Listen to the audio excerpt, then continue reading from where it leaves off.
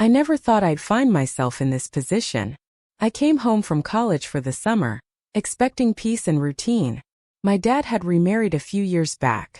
Claire, his new wife, was younger, polished, and always had a strange energy around her. She was kind, yes, but there was something else. I couldn't quite place it. First I brushed it off. Maybe she was just trying too hard to be welcoming. But the way she spoke to me, soft, drawn out, like her words meant more than what she said, made me feel seen in a way I wasn't used to. One night she made dinner just for us. Dad was working late again. She poured me a glass of wine, laughed at my stories, and touched my hand when she thanked me for helping clean up. It was subtle. Too subtle to accuse, but not subtle enough to ignore. Over the next few days, things kept building. Her compliments got bolder. The eye contact lasted longer. I kept telling myself to stop reading into it, that it was harmless. But deep down I knew it wasn't. Something had shifted, and pretending otherwise was only making it harder to breathe. She started opening up to me in ways that felt dangerous. It began with small things, complaints about the house, her job, my dad. But one night, she told me she didn't feel loved anymore.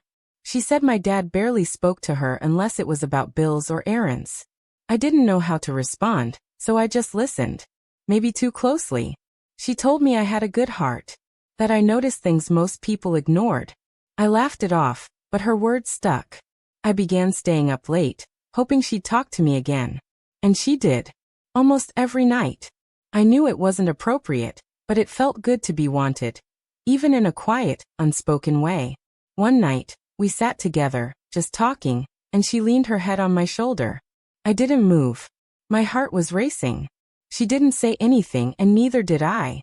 But that moment changed something. After that, the boundaries blurred. It wasn't physical yet, but emotionally we'd crossed a line. I'd catch her looking at me when she thought I wasn't paying attention, and I didn't look away anymore. I didn't know where this was going, but I knew I wasn't stopping it. It happened faster than I imagined, yet somehow felt inevitable. She came to me after a fight with my dad, her eyes tired, voice shaking. She said she was done pretending, that she didn't feel like herself anymore. I didn't say a word. I didn't need to. She kissed me. I froze, but only for a second. Every line I told myself not to cross vanished. What followed wasn't planned. It wasn't romantic. It was intense, desperate, like we were both drowning and had found each other for air. We didn't talk about it afterward. The silence was loud enough. But the next day we found ourselves alone again, and it happened once more. This time there was no guilt in her eyes, only hunger. I wish I could say I stopped it, that I thought of my dad or what it meant.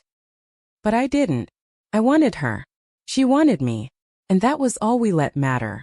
What scared me most wasn't what we did, but how easy it became. How natural it felt. I stopped asking myself what I was doing. I started asking when I could see her again. And that terrified me more than anything else. It ended without warning. My dad came home early from a trip, bags in hand, while we were sitting in the kitchen. Nothing was said, nothing was caught, but the air changed. After that, Claire kept her distance. No late talks. No glances. Just silence. I tried to act normal, but she avoided me like we were strangers. A week later, she finally spoke. She said what happened was a mistake, that we both got carried away. Her tone was cold, like it had never meant anything. I nodded, but it crushed me. I couldn't tell if she was protecting herself or if she really felt nothing. Either way, it was over. I left for college 2 days later. I didn't tell anyone. Not my friends. Not even in anonymous posts. Until now. I still think about it sometimes. Not because I want it back, but because I don't know who I was during those weeks. She made me feel wanted, but also lost. I still don't understand what it was. Was it love? Was it loneliness?